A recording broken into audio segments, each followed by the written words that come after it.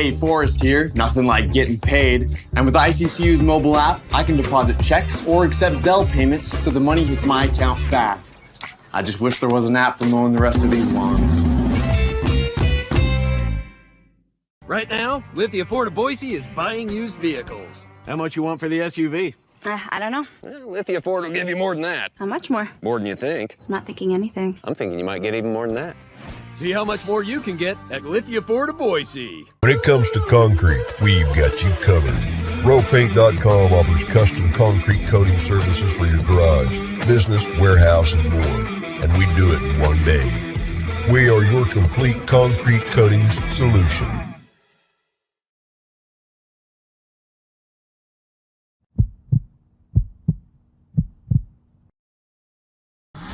This is Bronco Nation News Live. The best interviews, the most informed opinions, the latest breaking news, all from the top Boise State insiders. Joining BJ Rains today is KTVB Sports Director Jay Tust. Check him out on Twitter at KTVB Sports Guy and make sure to check out KTVB.com. Today's broadcast is coming from the Cutwater Spirits Canned Cocktail Studios. Check out one of their more than 30 flavors of pre-mixed premium cocktails at your local gas station or grocery store. Now here's Jay Tust and BJ Rains with another edition of Bronco Nation News Live. Hey, how we doing, Boise State fans? Happy Tuesday to you. Jay Tust, BJ Rains with you here live from the patio out at the James Kitchen and Bar. Excited to be out here today. Again, thanks to Barry Warner, the whole crew at the James, for letting us come hang out here. You can kind of see the stadium behind us there, behind the umbrella that's folded up. But I know it's a little overcast, Jay, but, man, temperature-wise for mid-August or mid to late August, you can't beat this right now. Pretty comfortable, and the boys were out on the blue today. The first time that we've had access, I guess, to watch them practice on the blue this preseason. I know they've had a couple of scrimmages and whatnot inside Albertsons Stadium, but for the most part, we've just watched them out on the grass practice field and one time over in the indoor facility. So good to get outside and it comfortable too. I think your arm, we're shaking the table. We don't have the smoothest of tables here. We may not want to touch the table, but we'll see here. But there's no earthquake happening if the camera's shaking there, folks. But it's a beautiful day. We're at the James. Excited to be mentioned practice. By the way, and again, apologies for being tardy with the show here. If you probably a lot of you are watching this late because you were expecting it at 9 o'clock and it didn't happen at 9 o'clock. So whenever you watch this, we had practice today, as Jay said, and had the scoreboard turned on today. Yeah. That thing is, they continue to do the work on it. They're doing some of the auxiliary signage around the outside and stuff. But every time I see it, man, it continues to, I know we've seen it, several times now, but it continues to look nicer and nicer. And I know we've mentioned this before. The full visual effect is going to take place this season. It's going to be awesome. But then you're likely going to have to wait another year or so until they finish installing all the speakers. Like you'll notice the speaker cabinets are there and installed, ready to go, but it's probably going to be another year before they get to upgrade that sound system. But either way, I mean, if you went to the spring game, you got an awesome taste of it. It just looks a little prettier around the scoreboard at this point with some signage, as BJ said. It's massive. It's cool. It's really funny, man. I tweeted out a picture of it, and Don Day replied with a tweet from St. Luke's. Okay. It's not like St. Luke's is just like across the street. He could see it too. And you can see like the scoreboard it's massive. You can see it from miles away. Yeah, I guess at one point when they were testing it out, Cody Gogler was telling me they actually got a complaint from a resident in the north end that it was too bright. So nice. Yeah, so we'll see. That's how you know you built it right. But it is funny too because you look at the south end or the north end zone one. All of a sudden, that one looks really tiny. It looks tiny. And that one used to look massive. Yeah. So it's awesome to see the game day atmosphere enhancing. And, I mean, we talk about the season opener, which, I mean, of course we're excited about. It's only 11 days away, but that means we're also only, 18 days away from, Bronco Nation gathering over at, their favorite party place, I would say, on Saturdays in the fall. Right here at the James, I would say. If you're not in there before the game, after the game, 5 o'clock game for that home opener is going to be perfect. This will be the perfect spot if you're not going to Seattle either. Come watch the game at the James. They open up every day of the week at 11, except on Sundays they open at 10. I know Jay's a big fan of the James, which is their old-fashioned, their signature drink here. A lot of great happy hour drinks, items as well. It's just a fun spot. They got the bar here that opens up to the inside, the garage door that raises up, and It's just a fun spot to come hang out and have a beverage. I've seen some Boise State coaches here, having a drink after practice or work. I've seen a lot of different people. You usually recognize somebody when you come in here, and they got the new lights on the patio, and just kind of a cool spot, and literally can see the stadium right there. Mm-hmm.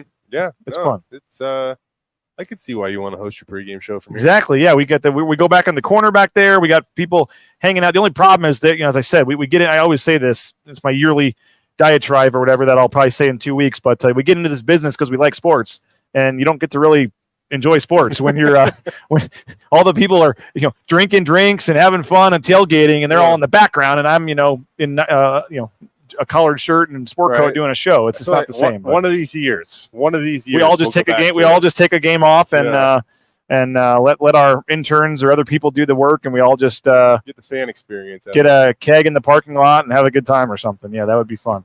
The sun is not out, but Jay's guns are still out, according to Nate Staley. Nate.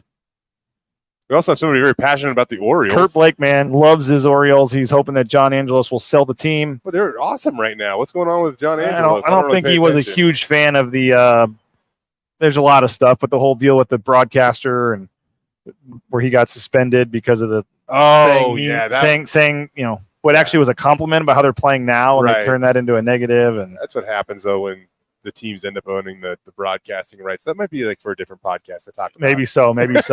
Hey, if you got a comment or a question for Jay or I, get it in the ICCU YouTube chat. We'll try to get it there over the next 15, 20 minutes. We were out of practice today, as Jay said. We were not at the closed scrimmage on Saturday. Jay, what takeaways from what Andy Avalos had to say at the scrimmage? Second closed scrimmage on Saturday. We talked to him afterwards. Both of us have that video up on our respective YouTube channels.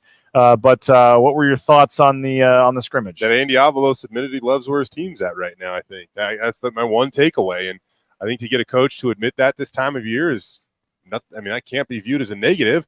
They said they're not game ready necessarily, but he loves the progress that they're making, and I think the thing that stood out to me too is that guys kind of up and down the depth chart are making plays, and Marco Notarini probably not going to start on this team, but certainly going to contribute in some way, shape, or form. Whether it be somebody going down, just being depth, he'll play special teams. He had an interception. Andy Avalos raved about him. He also went through each of the quarterbacks, whether it be, Taylor Green, Maddox Madsen, or C.J. Tiller, and said that all of them at some point in time made a big play, pointing out specifically that C.J. Tiller was a part of a 43-yard gain at some point in time. Didn't necessarily identify whether that was on the air or on the ground, but I'll assume through the air. And then finally the running backs, BJ. It's so funny because after those scrimmages, we get a little. We don't get a lot. We get a little, and so that kind of means that you try to search for clues, I guess. And sure, we're not allowed to go shoot those scrimmages, but then at some point in time later in the week, the players start posting pictures, in some cases even a little bit of video, and you start to try to connect the dots throughout it all. And Ashton Genty, he had 3 carries in the second scrimmage. George Halani had 6 carries in the second scrimmage. We don't know how many. They ran the ball for 140 yards. We don't know how many yards they necessarily picked up, but as a team, they gained 140 yards. Breezy Dubar posted a picture on his Twitter account of him appearing to score a touchdown because there was a ref right behind him, giving the signal that he had scored a touchdown. So just trying to put it all together. It looks like Breezy Dubar found pay dirt. I'm guessing he made at least a little bit of an impact. This is what we are left to do, folks, and we do our best to connect all the dots for you at home watching. And when I saw the getting ready to snap the ball, I was looking at who's at center, and there's certain things you're looking at in those pictures, trying to decipher anything you can. Mm-hmm. Yeah. But I think they know what they're doing. They're very careful when they're posting those things. They are. But if you pay attention, like I said, and connect the dots, you can kind of tell a little bit of what's going on. Well, we are at the James here. We're taking your comments, your questions on the ICCU YouTube chat, having fun. I do have a bone I want to pick with the Mountain West basketball schedulers as well that we'll get to. I wanted to ask you, before we get back to practice, I do want to thank a couple of our sponsors. Maybe we should leave a tease, but you were reporting a little news or breaking a little news. Maybe it had come out elsewhere. I hadn't seen it, but I saw your Twitter feed about Gloria Nevarez. Yeah. It sounds like you've got some sources either inside the Wazoo program or where. I'm going to make folks wait a second on that, Jay, and we'll get into a little bit of conference realignment update with your Washington State Cougars. You love conference realignment updates. Dude, I just put it in the bottom, and all I have to do is mention it on the show just so I can say I didn't lie to people, and we get all the viewership of the people that are Googling it and things like that. But we are in the rowpaint.com, our title sponsor. We appreciate them. Thanks so much to rowpaint.com. The concrete coatings, 5 times stronger than epoxy, the one-day install. You heard Coach Leon Rice talk about how satisfied he was with his garage, but from rowpaint.com. So check them out. There would be no Bronco Nation news without rowpaint.com, so go support the sponsor. We appreciate our title sponsor, rowpaint.com. Jay, I hope you're getting ready. We're a little over 2 weeks away from our live broadcast from the back of a F-150 Lightning electric vehicle. If you've never been out to the showroom there at Lithia Ford of Boise, it's just an awesome spot. A ton of Boise State memorabilia on the walls and Kellen Moore posters and stuff. We're going to have a pretty sweet backdrop for our broadcast from the inside of an F-150 Lightning coming up on September 8th. Come join us the day before the UCF game. We'll be out there. And Jay, I was checking. I mentioned this to Johnny yesterday. I want to confirm this is correct. You have waived the autograph fee, but if folks want a picture, that's still $10. Is that what Johnny's arrangement is? I believe so. Okay. He said for something like this, though, for one of our major sponsors, he might be willing to lower the cost a little bit. But I thought it was nice that you were at least waiving the autograph fee. Well, usually that is actually my standard fee. I'm still waiting to make my first $10, though. Usually it's it's 15. It's either 10 each for the autograph or the photo. But if you do both, it's only 15. I'm shocked that Jay, you don't charge more, but you're a nice guy. You do it to help people out. But hopefully 2 weeks from Friday, folks will come out September 8th, Lithia Ford of Boise there on Fairview Avenue, and come meet Jay, come meet myself, and drive an F-150 Lightning. That's going to be a lot of fun. Also want to mention Idaho Central Credit Union real quick, ICCU.com. Looking forward to our upcoming interview. Boise State President Dr. Marlene Trump. We are working on finalizing the date, but that is going to happen here in the very near future with Tyson Degenhart. Looking forward to that. Going to be a lot of fun. Check out ICCU.com, the best in mobile e-branch online banking. There's a ICCU pretty much in every corner. Check them out at ICCU.com. Okay, Jay, I mentioned conference realignment. I'm sure that would be a topic with Tyson Degenhart and Marlene Trump, but I saw that the commissioner of the Mountain West, Gloria Navarre, is currently on a visit to Fresno State. She tweeted out a picture. I guess she's doing her campus tours still, trying to get to different campuses, or I don't know why she's at Fresno State, but I know she had said there was 5 schools she still hadn't been to yet. Maybe that's one she's knocking out now. But it sounds like she has another stop before she comes back to Colorado Springs. We saw it on your Twitter feed. Fill us in here on the news. Yeah. Earlier this week, President Schultz up at Washington State came out and he really was transparent about the 3 options Washington State's considering right now, and which was an awesome video, by the way, that a president was willing to go that in depth on. Everything going on. And he was pretty open about it. You're right, and he's charismatic, and I think that. I mean, what else are they going to do at this point in time? They have to try to have positive energy and hope for the best thing to happen. But the 3 scenarios he laid out aren't going to surprise anybody. The potential is there for them to join the Mountain West, pursue joining the American Athletic Conference, or rebuilding the Pac-12 conference. Now. Again, sources from my understanding, I think that I know there's only 4 teams left in the conference. In order to rebuild the Pac-12 conference, you would assume that all of those teams would be in great communication, and apparently that's just not necessarily the case now. They are at times, I know, communicating, but it definitely seems like Stanford and Cal are operating more in their own best interest and not necessarily always including Washington State or Oregon State in their plans to pave out a future, which could lead to ultimately them joining the ACC. So that leaves Washington State and Oregon State to fend for themselves a little bit. And I know that they're talking daily, but as you said about Gloria Navarre, sources told me that she's going to be in Pullman this week on Thursday, and she's going to make a pitch to Washington State, and we'll see how that goes. Again, I don't think it's like super surprising necessarily, but we'll see how that goes. And I know that she's been pretty open about the fact that they're going to do their due diligence and everything is on the table. And I think that they're very interested in adding Oregon State and Washington State, right? I saw the 3 options the president talked about, and he mentioned the AAC. Mm-hmm. I mean, is that really an option? I mean, would Washington State really have any chance for their non-football programs and things, and the reduction of budget we're talking about here to send their volleyball and softball? I mean, it's got to just be some sort of posturing to try to get a little better deal from the Mountain West. Maybe, I'm not sure, but I cannot see any scenario the AAC as is Washington State gets added. My understanding, BJ, is that Washington State's athletic department operating budget is a little over $80 million. Okay. And if you look at the average operating, that's their expenses. if you look at the operating a budget of the average Mountain West school, 40 to 50. It's right around there, $50-ish million, right? And so they've got a $30 million gap that they got to figure out a way to make up. And there's so let's add more travel all the way to the. What I mean, there's no obvious answer to that, and so I think it's a leverage play. In all honesty, like right now, I would assume that they're going to try to get a deal like Boise State has with the Mountain West, where they get an extra cut. And if they leverage, an interest in the ACC, maybe that, influences what the Mountain West would offer them. So I don't know. I've mentioned this before on this show, BJ. I'm not a huge fan of them joining the American Athletic Conference. The one reason that they might, I would say, their TV deal is worth a little bit more. I don't think it's enough to necessarily offset the travel costs. And if the Mountain West wants to kick in a little bit more like they do Boise State, then that takes that advantage away. But maybe by joining everybody wants a part of Texas, because that's a football crazed state. And so maybe if they can get into the American Athletic Conference, eventually that TV deal might be worth a little bit more. And now Oregon State and Washington State hold down the Pacific time zone in that conference. I'm just looking at reasons why they might do it. Yeah. But I don't think they'll do it. I think the writing's on the wall. I don't think the Mountain West should offer them any kind of extra deal. The Mountain West, again, has all the leverage here. Washington State has nowhere to go.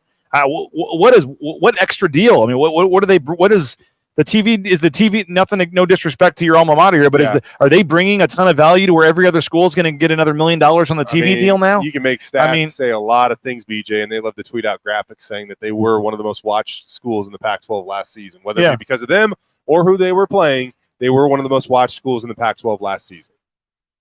Okay. That's what they'll say. But okay. Again, no disrespect to any particular school. I don't even know if Oregon's. I mean, I kind of put Oregon State in the same boat. Like, you have nowhere to go. It was kind of like the San Diego State thing when they had nowhere to go. Mountain West had all this leverage. Like, come back, and I think you pay our legal fees, but we're not giving you anything extra. I think it's also so. That's why, again, I think they use the American Athletic Conference as leverage as long as they possibly can. The Pac-12, if Cal and Stanford aren't a part of this, it's just not going to happen. That's just not going to happen. If there's two teams left and it's Oregon State and Washington State, there's nothing to rebuild. Mm-hmm. I think that the Washington State president kind of inferred that. So it's the writing is on the wall, in my opinion. I don't know what can drastically change. The only thing that drastically changes is Stanford and Cal just say, all right, the ACC is not going to work. We're going to lean into this. We're committed to rebuilding the Pac-12, and I just don't know the likelihood of that at this point. Somebody said here, where is it at here? James Little, if you're a betting man, what is your best guess on what happens? So you're thinking that Oregon State and Washington State just end up in the Mountain West, and that's it, or does the Mountain West also try to go get Gonzaga? Or if you're saying that's happening, so what is happening to Stanford and Cal then? I heard, this is all just stuff you read online or whatever through other people's sources, but it seems like NC State and somebody else, I can't remember who were against Stanford and Cal joining the ACC, are starting to maybe come around potentially. So I feel like you see them join the ACC eventually. It'll be interesting if it's for just football or all sports. I don't know what their athletic directors or presidents thinks of, separating football from their Olympic sports, that is. But I think that's what happens. And then Washington State and Oregon State are just left to join the Mountain West. And to your point of not giving them a deal like Boise State has, man, I just Gloria Navarez has done an unbelievable job, in my opinion, of not letting a lot of information get out. Yeah. And she was very adamant that there were only going to be a couple of people associated with conference that were going to speak about realignment. And I think even Wyoming's AD went off and said something, and I don't know if that was viewed too positively within the Mountain West offices. Yeah. So she's done a really good job of kind of shutting anything down.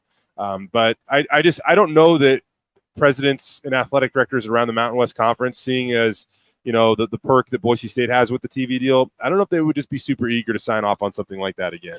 I just don't. I mean, every time I go to Mountain West media days and it's brought up, it's a point of contention. And then if you have three teams all getting different pieces, it'd be one thing if the Pac-12, 10, 14, whatever it's called, if all those teams were still there, and you were trying to pull Oregon State and Washington State out of an actual conference.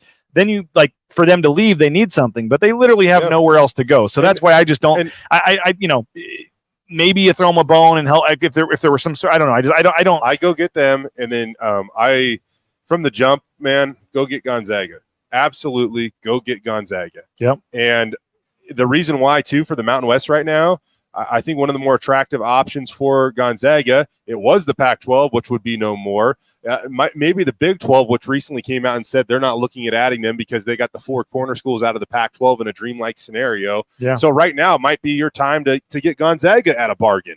And if you can do that, that's the one that I think. Where are they going? The Big 12 has said they're done, like you said, and I don't think they want to get left behind. And at some point, there's not going to be a spot for a Gonzaga. If there is no Pac-12, the Mountain West makes perfect sense. It's still better. It's a way better league than they're in now, and I think that makes a ton of sense. I wonder about SMU too. I mean, it's probably not possible, but because they obviously are willing to play for free in the ACC. But man, if you could get an SMU or something and really strengthen the Mountain West, I mean, I was actually kind of intrigued. I saw the Pac.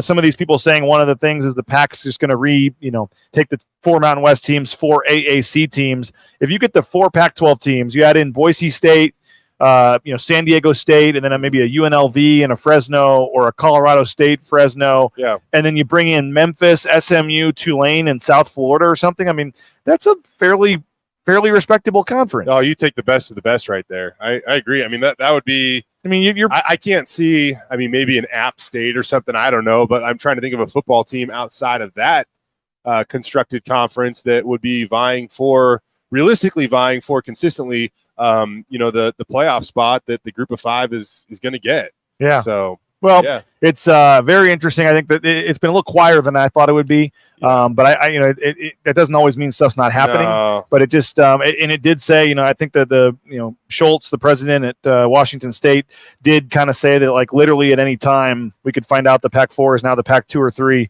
And so I mean, it sounds like there's stuff happening, but it's gone a little slower than I think a lot of people, myself included, thought. Okay, something's going to happen in 48 hours after it happened, that other news broke, and there's obviously a lot of things in play here, and it's taken a little longer. And my understanding was there may not be anything like official that like a Dr. Trump could talk about for like another 3 or 4 weeks, maybe. Yeah. Things can obviously change. That can be a lot sooner when that news could break. You mentioned, but I think we're all just waiting on Stanford, man. Mm-hmm.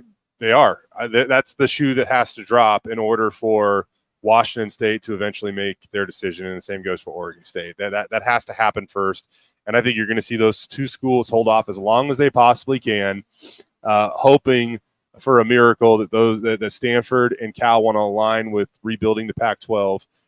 But if that doesn't happen, then Washington State and Oregon State, again, the inevitable, them joining the Mountain West. Hey, the blueandorangestore.com. Check them out. The best Boise State gear around. You can go to the second floor there, the Boise Town Square Mall, or get free shipping any order over $40. That's at the Blue and Orange Store. We appreciate their support of Bronco Nation News. You need a dentist? Go check out Dr. Miner, Boise Dentistry Co. 5 locations in the Treasure Valley, 906-1255. Check them out, BoiseDentistryCo.com. United Commercial Insurance. They make business insurance easy. They can write business policy insurance in 44 states around the country. Check them out, 229-8222. Quick visit could save you hundreds of dollars on your business insurance at UnitedCommercialInsurance.com. You need a job? How about getting into the trucking industry? It's booming right now coming off the pandemic. TransCompService.com. They can help you every step of the way with the permits and things you need to get out there towing that first load in no time. We're talking the big rig on your screen, the Amazon truck in your neighborhood, everything in between. 866-813-7620. Check them out, TransCompService.com. You need some healthy eating? Check out Lean Feast, leanfeast.com/Meridian. Was in there yesterday, or my wife was in there yesterday, got us some meals, had one last night. Love Lean Feast, leanfeast.com/Meridian. Fully healthy, customizable meals. Check them out. You will not be disappointed from our friends at Lean Feast. And again, you can go on in or just do it all online at leanfeast.com. Taco Bell, they're committing over $300,000 in student athlete scholarships over the next 5 years. You can get more information, TacoBellWorks.com. SON Management and Company, the Nicolason family, doing a ton for the local student athletes here at Boise State, and we appreciate them. More details to come on our first broadcast from the Broadway location at Taco Bell. But go support Taco Bell, support a local company that is supporting the local athletes at Boise State. And we still have a couple of those gift cards left, by the way, if you're looking for a a gift card to Taco Bell. Just sign up for a subscription to BroncoNationNews.com. Jay, I am headed tomorrow to Las Vegas. Tomorrow night, I will be in Las Vegas staying at Circa Resort and Casino. And Thursday and Friday, I will be, it's actually going to be kind of cool, Jay. They've basically got a radio roast set up. It's going to be in the same room where we were for the Mountain West Media Days, a big ballroom, and they're going to have 31 radio stations and podcasts from around the country, all broadcasting live all day. And they've got some other events, some meet and greets and some things out at the pool and at a couple of the bars. And they're going to be having past winners doing interviews. The owner, Derek Stevens, will be doing some interviews. So really looking forward to this. Heading to Las Vegas tomorrow, Circa Resort and Casino. If you're interested in either of the two contests, let me know. $14 million in guaranteed prizes. I can help sign you up in Las Vegas, but you can play from Boise. You just have to sign up in Vegas. You can use a proxy, and it's all 100% legal. So if you're interested, let me know. Circa Resort and Casino, Circa Sports. We're excited for our partnership with them. We're working on some cool stuff for the Mountain West Tournament as well. So stay tuned for more from our partners at Circa Resort and Casino. And yes, Thursday, we will be broadcasting live from Vegas. Looking forward to that. Jay, I got a bone to pick with the Mountain West basketball schedulers. Of course you do. So San Diego State released their Mountain West schedule yesterday. Don't know if you saw that or not. I didn't. I thought all the teams were going to do it, but it turns out the Mountain West is allowing San Diego State, allowing the teams to do it whenever they want. So the San Diego State came out and released their Mountain West schedule. And I know Boise State was really hopeful this year that they could avoid having to go to Laramie. Mm-hmm. And it seems like in the last several years that San Diego State has avoided Laramie a decent amount of times. And again, you can take in the quality of the team, whatever you want, but it's a horrible place to get to. You've got to use charters to get there. It's the number one elevation, and it's always a tough game. It's a tricky game, and teams do not like going to Laramie. And somehow it seemed like a lot of the recent years, it's been San Diego State that has avoided going to Laramie. So when the schedule came out yesterday, I looked, and sure enough, San Diego State does not go to Laramie again. So I said, oh, that's interesting. So I went back and looked for a couple of years previous in the COVID year in 2021. San Diego State did not have to go to Laramie. I said, oh, that's 2 of the last 4 trips they haven't had to go. I went back 2 more years, 2019. San Diego State did not have to go to Laramie. So I put out the tweet, and I'm like, oh, that's crazy. 3 of the last 5, or 4 of the last 5. Well, then I went back 2 years further. 2017, San Diego State did not go to Laramie. So in the last 8 seasons, going back to 2017, Jay Tust, the last 8 seasons, Boise State has played 9 games in Laramie. They had to play 2 1 year, remember? So in the last 8 years, Boise State has played 9 games in Laramie. San Diego State has played 4. Yeah, that's a lot. 4 to 9 in the last 8 years. And there's the stats that I put on Twitter. You can see the whole breakdown of teams that have played there. San Diego State, going back to 2013, has played 7 games in Laramie. There are 3 teams, Boise State, Colorado State, and Nevada, that have had to play in Laramie every single year going back to 2013. You've had San Diego State miss it 4 times. And you've had UNLV somehow has not had to go 3 times. Even San Jose State getting favors from the league has not had to go twice in the last 9 years to Laramie. So you've had New Mexico miss it once. Air Force has missed it once. Mm-hmm. Again, the only 3 teams, I get it, Colorado State's the rival. That's obviously going to probably happen. But Nevada and Boise State, and again, fans on Twitter were saying that I was complaining about San Diego State. I'm just pointing out the facts. I don't know. I know they do it somewhat computer-based for the metrics to try to help, and they do try to a little bit help the top teams. Mm-hmm. But in the last 8 years, to have some teams that have played 9 games there and some teams that have played 4 games in Laramie, I get you want to protect the top teams. Yeah. And as somebody pointed out, like, why is, this might be San Diego State's last year in the Mountain West and all that debacle that just happened with the, public stuff a couple months ago. Why are they all of a sudden getting a fair, even the San Diego, even the Mark Ziegler San Diego Union Tribune article yesterday called it a favorable mountain Aztecs get, quote, favorable Mountain West schedule. So they're even saying it there that they understand it. I just don't understand the favoritism or why even in this year they're getting it again. I'm sorry, Laramie. I don't know if there is a trip in the Mountain West that I look forward to less than going to Laramie. It's cold. It's not colorful. It's flat and dead, and I don't like going to Laramie. I'm so sorry if any of our listeners like it, but I'm just not a big fan of going to Laramie either. Okay, so I guess I'll play devil's advocate here. If there was a team that you probably want on your schedule in the Mountain West this year, in terms of being able to win a game, Wyoming's got to be high on that list, right? Okay. They're probably not going to be great. I mean, and they are coming. Jeff Linder's going to have it. He has won a hell of a rebuild right now. I mean, they lost a ton of guys. I don't even know how they're going to look this year. I mean, he had to hit the transfer portal like crazy. He is a good coach, so maybe he can figure it out. If anybody can, it's him. But they're not going to be very good this year. Okay. That being said, I think there is something real to trying to protect your teams. Laramie, either way, whether the team is good or bad, it's not a fun trip, so it puts you in jeopardy of maybe a bad loss. And going to Laramie this year, probably, I mean, that's not, I'll say best case scenario is probably going to be a quad 3 game. Yeah. Maybe quad 2. But either way, if you want to protect your best teams, your best assets, I don't know. Maybe that's why you don't. 9-4 though in the last 8 years. I hear you, man. That's a lot. And then on the flip side, I think I did see this on something you tweeted. On the flip side, Boise State doesn't get arguably the best trip on the road in the Mountain West this year. Thank God we got the Mountain West tournament.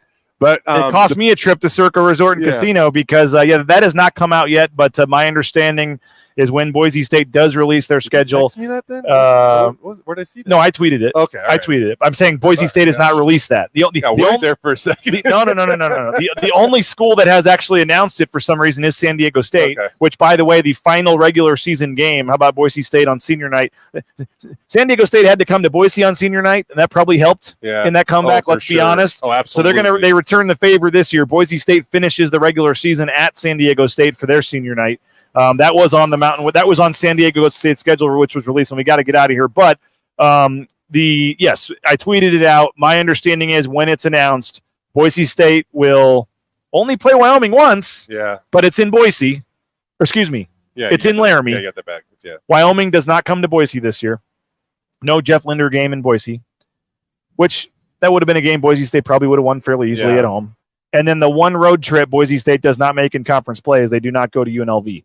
Do not go to Vegas in the regular season. So I keep looking at San Diego State's schedule. Now I need to look at Boise State's schedule. I'll show it to you when we get off the air. But the other quick nuggets I will fill folks in is Boise State does have the first bye week, and my understanding is Boise State's first conference game is at San Jose State. So the potential San Jose State trap game, Jay, they get that out of the way early. It's the first game of the first I'll game. take that. But it's the first game regardless. Saturday, January 6th. Boise State does have the first bye, though. So Why do they always get the early bye? They have the very first bye, so they only get one bye week, and they'll be basically weekend the rest of the season, except for once. Yeah, but they do get some nice home games. I don't know. I'm probably gonna get in trouble for saying all this, but New Mexico and San Diego State both on Saturdays at home. There you go. So you get a couple of the marquee games are on Saturdays this year at home. So from what I understand, I pack that to the raft. Little Birdie may have filled me in on a couple of the details. We'll see when it comes out if it ends up being accurate or not. Just kind of what I'm hearing. Not saying it's official or anything. But again, San Diego State put their schedule out there, so the teams have it, and I guess they're going to do it whenever they want to do it, and we'll see as the other games start to trickle out. So. Appreciate everybody for checking us out. They're getting the patio ready, Jay. 11 o'clock here. The James opens up. Awesome spot. The weather after a couple of days of was that technically part of the hurricane? Was that Hillary that hit us yesterday, I guess? It was a little windy. Yeah. My son was just so fascinated and nervous, my 6-year-old, like with the hurricane. Wondering, is this the hurricane? Is this the hurricane? When it started to get a little windy and wondering how bad it was going to be. But we survived the hurricane here in Boise, Idaho. And looks like it's going to be a beautiful day here, blue sky. We're going to talk to the strength coach today, Ben Hilgard. Kind of curious about what he's going to say. It'd be interesting. It's always interesting when a strength coach comes in, a new one. Like I will be honest, I don't feel like you ever hear the guys be like, "Man, I went down 50 pounds on my bench press. This guy's awful." I don't feel like you ever hear that. No. Usually, there's like a change in what you do and you increase your strength numbers. But either way, every single guy we have talked to so far about what went on this offseason, especially in the weight room, has absolutely raved about the new strength and conditioning coach. I know Dimitri Washington specifically said he went from 500 to 600 pounds on his squat. 600, I believe, is the highest mark on the team. Wow, how about that?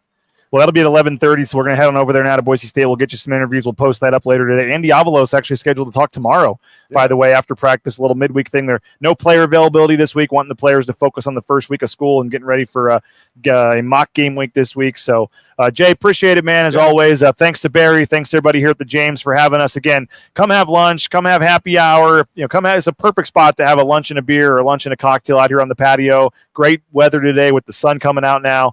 And make this your pregame, postgame spot on game days at the James as well. So appreciate everybody for having us. Have a great day. If other news breaks or things, we'll be back. Otherwise, Jordan and I will be back at 9 a.m. tomorrow. And then Thursday and Friday, we'll be broadcasting live from Las Vegas as part of their Ultimate Contest weekend at Circa Resort and Casino. So have a great day. Go watch the Sanford and Johnny show. It was great last night. It's on YouTube. We'll talk to you later. Bronco Nation News Live, BroncoNationNews.com.